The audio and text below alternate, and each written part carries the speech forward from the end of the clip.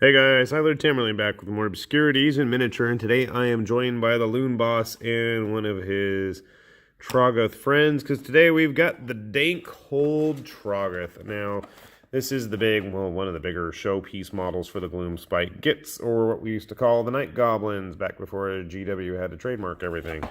And I gotta say, he is an interesting looking model. He has very odd proportions. He's got super long legs, super long arms, and a tiny little waist and a big, huge face. I'm not sure which way we are going to build him. You do have the option of building him with the club and the spider hanging off it while you're squeezing the crap out of a centipede thing, or you've got your barnacle encrusted, well, they're both pretty barnacle-y, version with the big hammer. I'm leaning towards the hammer, but my son of all people has decided he is interested in playing Gloom Spike. So that's kind of the reasoning behind actually doing this video. So obviously we have the instructions. They take a lot of wounds. Now they're only on, what is this? This is a 60 millimeter base? I want to say he's on a 50. Because a random Custodes I was working on is on a 40. Yeah, okay. So 40, 50, 60, yeah? I can do math. I can count by tens. Woohoo. Okay. I'm a lot bigger than our Loon Boss friend. So he consists of about 2 sprues. Not about. He actually does consist of 2 sprues. And there is a wonderful pile of stuff going on. This is going to be a fun one. Quite big hands and feet. You know what they say about guys with big hands and feet? Huh. His whole body is one piece. That's interesting. No, it doesn't have the legs attached. So it is still a little bit bigger than our troll friend there. Troggoth. He's a Troggoth. I knew that. I'm wondering if I could find a use for this Spider-Man here. Because I figure, you know, he's got his web there that he spins any size. Catching creeps just like fries. It's been a long day. So, yeah, I'm kind of aiming towards the big hammer, I think. Let's see what's on the other sprue. Yeah, maybe we'll save that spider for some other project. Big nose, big club, big centipede. Is the centipede 2 pieces? Maybe not, just the hand is 2 pieces. Lots of barnacles.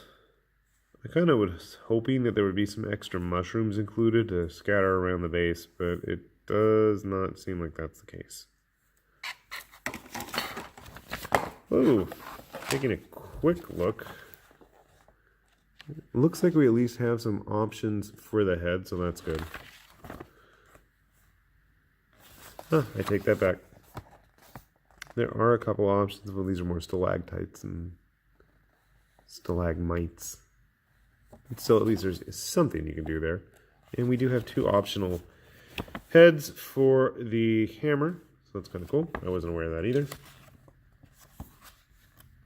And that's about it. Okay. And I will try to build him and see how he is now. Shall we? We shall. Alright, we got our Dankhold Troggoth all finished here. Gaze upon his beauty. Ooh, ah. So, a couple of things really stood out to me upon building him. Now, obviously, I built him with this big bone club. All of the models are actually supposed to be equipped with a bone club, but I went with the 2-handed one. You can see his lovely visage there. His hands did not want to really attach, and he's got this kind of hardened exterior carpus thing around. You can see where there's a lot of glue there. It just did not want to mesh up really well. That's kind of disappointing, but, you know, it's not something that's a big deal breaker. The way his arms actually go together, it's this kind of weird S shape. I don't know if you can kind of see it there. There were some very significant gaps. I mean, it's not like I didn't clean it and prep it ahead of time. You can see I put a little bit of extra glue there. I'm going to put some liquid green stuff probably upon actually going ahead and getting him ready to paint. Same here with his legs. It's a little less obvious, I mean, unless you're really looking for it. Sadly, I don't know if it's sadly for most of us, but we don't have much exposed genitalia, which I think is probably for the best, but, you know, having painted so many Mirror's Darkland models, it kind of comes with the territory, and I kind of feel like it's an expectation these days. I'm really worried about a couple of these mushrooms. This one I already bent, and quite a few of these mushrooms seem like I might just end up snapping them off. Hopefully they're pretty stable. Fingers crossed. Cannon was kind of nice. It actually kind of fits the contours of his chest. I was worried about that because I had a bit more of trouble with the other Troggoth's necklace dangly bits than I did with his. Let's see, what else? What other things? Oh, his base itself. So he's got this rock here that's actually attached to the foot. That's all one piece. You can see, as I said, it was kind of split in half down the middle there. The front of the legs and the back of the legs. So you can see when I set him down on his base, a little rocky, but once he's glued on and has basing material all around him, I don't think that's going to be an issue. So let's get some other models in there for some size comparisons, and you can see obviously he's going to be a lot bigger than the Loon Boss. Loon Boss himself being bigger than a regular Night Goblin, and I don't have any Night Goblins handy at the moment. I know I have some somewhere, I just could not find them. And in a side-to-side comparison, you can see there is a bit of a size difference with our new Dankhold Troggoth. I was hoping he was going to be a little bit bigger, but, you know, it is what it is. He definitely has a little bit more presence than his smaller, more diminutive friend here, and they're definitely all a lot bigger than the typical human. I should have a typical human. Yes, there is my witch hunter friend. You're back for action today. So you can see here, yeah, this troll is going to mean business. I guess I was expecting a model more about the size of the Cygor, Gorgon, whatever you call it, forearm monstrosity, or even the Chaos Giant himself in terms of the height level. I mean, he's really tall and lanky, so I guess I was just expecting a bit more height. He's not a bad model. Price is a little bit more than I would expect, because you know what, for a few dollars more, and I say that very subjectively because we all know the prices can be kind of hit and miss online especially. I'd almost chip in to get, for a few more bucks, a set of 3 of the Troggoths. But that's just me. I feel like you get a little bit more mileage out of them.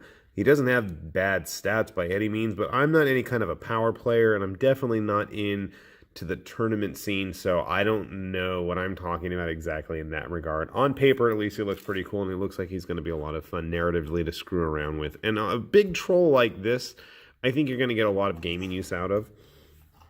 I mean, with the typical fantasy, RPG, tabletop stuff, I think a model like this can go a long way. And you got to admit, he is pretty characterful with all the mushrooms and barnacles growing off him. It's not a look you see very often with monsters like this. So I do like the route that GW has approached these new goblins and all their buddies. I think it's a lot of fun.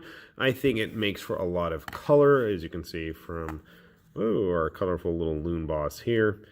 There's a lot of fun to be had with that, and you know, especially it lets you go and explore paint schemes and color schemes that you might not necessarily have used before. My Dankhold Troggoth's probably going to be a very bright purple with maybe like a tannish white underbelly. Why? Because why not?